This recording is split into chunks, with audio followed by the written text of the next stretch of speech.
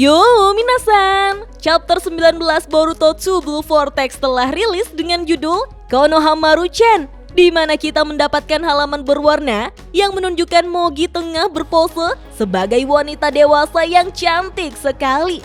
Jauh berbeda dengan Mogi kecil yang sangat lucu sebagai karakter pembantu yang telah ada sejak cerita Naruto kecil. Wah, lihat ini kok, jadi terharu ya. Tertulis pada halaman berwarna, bayangan yang tengah terlelap kini bergejolak. Sebelum saya lanjut, siapa tahu ada yang ingin berdonasi, silakan klik link Saweria yang ada di deskripsi ya. Diawali dari kilas balik memperlihatkan Araya dan Shinki di hari itu. Momen kelahiran Kenjutsu Maut Jitetsu Ryufujin, di mana Shinki memegangi pedang milik Araya dan menanamkan cakranya pada pedang itu. Kalau Araya memakainya bersamaan dengan futon Kenjutsu miliknya, Araya akan bisa mengendalikan pasir besi hingga batas tertentu seperti yang Shinki lakukan. Araya pun memandangi pedangnya dari balik tutup kepalanya, lalu bertanya, apakah Shinki yakin? Dengan begini, Shinki mengurangi kesempatan menangnya kalau bertarung dengan Araya. Tetapi Shinki menyuruh Araya untuk tidak bercanda, karena justru dengan begini, Araya bisa setara dengannya. Araya pun tersenyum dan menyimpan kembali pedangnya. Dia mengomel karena Shinki seenaknya saja meremehkan orang. Shinki pun melihat Gaara, Kankuro, dan Yodo yang sedang berbicara di bawah. Shinki mengatakan bahwa semua ini demi melindungi ayahnya. Dia ingin mereka meningkatkan kemampuan sejauh mungkin. Araya kembali protes karena setiap Shinki buka mulut yang dia bicarakan selalu saja tentang ayahnya Gaara. Shinki pun merasa itu wajar, tetapi menurut Araya, sesekali coba pikirkan Yodo. Shinki berkomentar bahwa Araya sendiri juga sama, selalu saja membicarakan Yodo. Araya pun merasa Shinki yang masih belum paham. Wah, apakah Araya mengetahui perasaan Yodo yang suka dengan Shinki minasan? Kembali ke masa sekarang, Araya kini menggunakan Jitetsu Ryufujin atau pedang penyegel butiran magnet besi untuk melepaskan kurungan Mitsuki. Kini, Mitsuki telah bergabung dengan Sarada, Araya, dan Yodo untuk berhadapan dengan Ryu.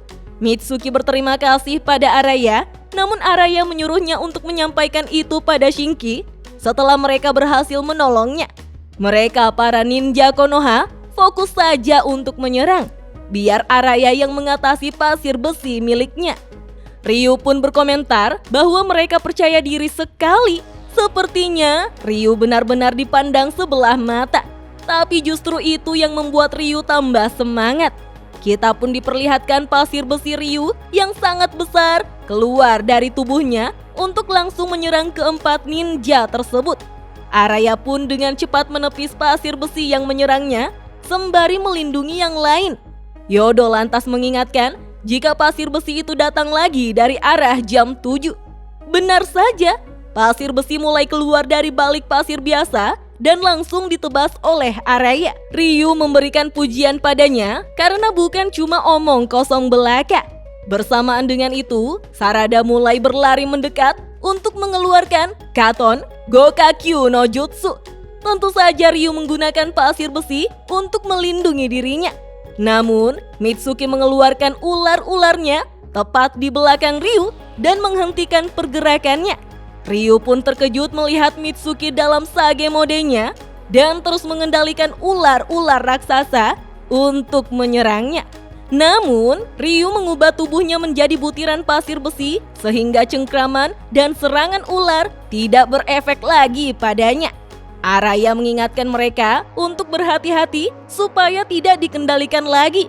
Yodo lantas memberitahukan bahwa dari arah jam 2 terdengar suara gesekan antar pasir yang keras. Kemungkinan Ryu ada di sana. Araya menjawab untuk menyerahkannya padanya.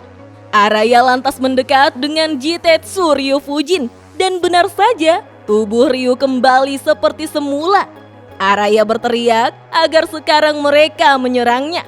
Mitsuki dalam Sage mode pun mengerahkan ular-ular raksasanya untuk menggigit Ryu dan melukainya. Sarada membantu dengan mengaktifkan Sharingan serta Chidori untuk menambah luka pada tubuh Ryu. Tapi Ryu pun kembali menjadi butiran pasir besi. Yodo menanyakan, apakah Ryu sudah tumbang? Sarada menjawab, tidak, lukanya terlalu dangkal. Dia masih bersembunyi dengan menjadi pasir. Araya berkomentar agar mereka mengejar Ryu sampai kemanapun. Beralih pada Matsuri yang murka dan mulai agresif, Matsuri hanya ingin memanggilnya sebagai Konohamaru-chan. Tapi kenapa tidak boleh? Konohamaru menyampaikan ketidaksukaannya dipanggil seperti itu karena perasaannya jadi tidak enak. Matsuri yang mengurung Konohamaru memaki Mogi sebagai perempuan sialan. Padahal Konohamaru membolehkan si Jalang Mogi memanggilnya seperti itu. Bagi Matsuri, itu tidak adil. Konohamaru menjawab bahwa dia sudah katakan tidak suka, artinya memang tidak suka. Kenapa malah cari alasan lain? Matsuri berteriak bahwa itu cuma nama. Matsuri bebas memanggil Konohamaru dengan nama apapun. Konohamaru menganggap Matsuri yang seenaknya, karena itu hanya nama panggilan. Kenapa Matsuri begitu terobsesi? Matsuri semakin marah karena yang terobsesi pada Mogi itu justru Konohamaru. Eida yang memantau kejadian tersebut lewat Senrigannya lalu menduga jika masalahnya bukan pada nama panggilan itu sendiri, tapi Matsuri terobsesi pada hubungan yang memungkinkan lahirnya nama panggilan itu. Konohamaru memang tidak peka. Kashin Koji pun menanyakan bagaimana situasinya lewat katak yang ada di rambut Eida. Kemudian Eida menceritakan bahwa Konohamaru dalam bahaya besar. Dia membuat Matsuri murka dan sekarang Matsuri hampir melahapnya. Kashin Koji dan Boruto menanyakan, bagaimana dengan Sarada dan yang lainnya? Apa mereka berhasil mengalahkan Ryu? Eida menjawab, sejauh ini mereka unggul. Tapi entah bagaimana mereka akan mengakhirinya. Yang jelas, untuk saat ini mustahil mereka membantu Konohamaru. Boruto pun langsung berdiri dan memegangi pedangnya. Tetapi Kashin Koji mengerti perasaan Boruto yang ingin segera ke sana, lalu berpesan agar Boruto menahannya, karena sekarang bukan saatnya. Sementara itu, di dimensi lain, Jura berbicara pada Hidari dan Mamushi tentang kehidupan ideal versi Jura, yaitu dengan mengikuti naluri untuk mencapai suatu tujuan yang bernama evolusi. Namun karena sifat sosial dalam diri manusia, mereka mengekang diri dengan belenggu yang bernama rasionalitas, sehingga menghalangi naluri untuk mencapai evolusi. Ancaman itu muncul karena manusia memiliki akal. Beda halnya dengan mereka para Shinju yang setia pada naluri. Para manusia punya masalah yang krusial sebagai makhluk hidup. Mamushi merasa itu fakta yang menyedihkan, tapi tidak ada hubungannya dengan mereka. Menurut Jura, itu bukanlah satu-satunya ancaman yang diakibatkan oleh akal. Bahkan, bagi mereka sebagai Shinju, ada sebuah konsep berbahaya yang dapat membawa masalah serius, yaitu cinta. Kembali pada Matsuri yang mengurung Konohamaru, bagi Matsuri, rasanya kepalanya penuh dengan Konohamaru. Lama-lama, dia bisa gila. Kenapa Matsuri harus merasakan hal seperti ini? Sungguh menyesakan dan membuat Matsuri kesal. Konohamaru meminta Matsuri untuk tenang, tetapi Matsuri justru mengatakan, mungkin kalau dia melahap Konohamaru, maka dia tidak perlu merasakan pengalaman pahit ini lagi. Di dimensi lain, Jura berbicara bahwa setiap anggota Ino Shikacho adalah shinobi yang luar biasa. Mereka mengutamakan nyawa Himawari tanpa mempedulikan bahaya yang mengancam pasukannya. Yang mengejutkan, meski sadar bahwa itu adalah keputusan yang bodoh, mereka semua memilih untuk melakukannya. Terutama Ino Jin Yamanaka yang kehilangan akal sehatnya hingga mempertaruhkan nyawanya untuk hal yang sia-sia. Berbagai tindakan bodoh itu adalah akibat dari cinta yang mengacaukan pikiran mereka. Wah, Inojin benar-benar cinta pada Himawari ya minasan? Hidari berkomentar, apa-apaan itu? Apa cinta itu? Sejenis penyakit? Ya ampun, pertanyaan klonnya Sasuke memang sedingin itu pada cinta ya? Jura mengatakan, meski banyak ditemukan dalam berbagai buku, konsep ini tetap sulit untuk dijelaskan dan dipahami.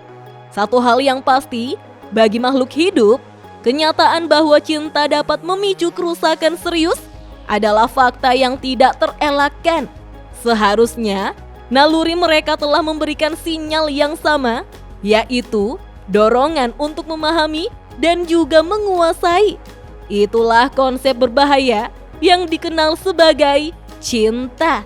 Kembali pada pertarungan Sarada, Mitsuki, Araya, dan Yodo, di mana mereka memantau keberadaan Ryu yang menjadi butiran pasir.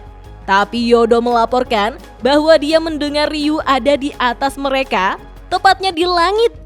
Araya mengajak mereka untuk bersiap karena dia akan menariknya keluar. Dan benar saja, Ryu pun muncul kembali karena Araya juga bisa mengendalikan pasir besi dalam batas tertentu dengan pedangnya. Araya mengatakan, percuma saja berapa kali pun Ryu bersembunyi. Tiba-tiba, Ryu mengeluarkan beberapa Sumeaka untuk membantunya bertarung. Sebelum Sumeaka terjatuh dari langit, Mitsuki dengan ganas mengendalikan ular-ularnya untuk melahap Sumeaka itu. Namun, karena jumlah mereka terlalu banyak, maka Yodo terdesak dan digigit oleh salah satu Sumeaka. Tentu saja hal itu membuat Araya sangat panik. Dengan cepat, Araya langsung menebas Sumeaka yang menggigit Yodo, tetapi pedangnya kini tidak bisa dicabut. Ryu lantas memanfaatkan situasi itu untuk langsung memindahkan Sumeaka yang menahan pedang Araya untuk pergi ke dimensi lain yang terhubung pada Sumeaka lainnya. Araya tidak menyangka jika pedang yang tertancap di tubuh Sumeaka itu ikut terhisap. Membuat Ryu tertawa karena dengan begini tidak ada lagi jurus yang bisa menangkal pasir besi milik Ryu. Para ninja merasa ini mulai gawat. Begitupun dengan Konohamaru yang mulai dilahap oleh Matsuri. Di mana Matsuri mengatakan, "Mari kita bersatu, Konohamaru-chan." Tertulis pada panel akhir, situasi menjadi gawat dalam sekejap. Jurus apakah yang bisa mengatasi para Shinju humanoid yang memperlihatkan taringnya secara bersamaan? Wah, apakah Kawaki yang sedang dibantu oleh Amado untuk meningkatkan level maksimal pada kekuatan serangannya akan datang membantu minasan? Mengingat setiap chapter, kerjaan Kawaki hanyalah rebahan. Atau justru Boruto yang datang karena tidak ingin Sarada terluka di medan perang. Sungguh derita cinta tiada akhir ya. Oke deh minasan, sampai di sini dulu. Kita lanjut ngobrol yuk di kolom komentar. Dah.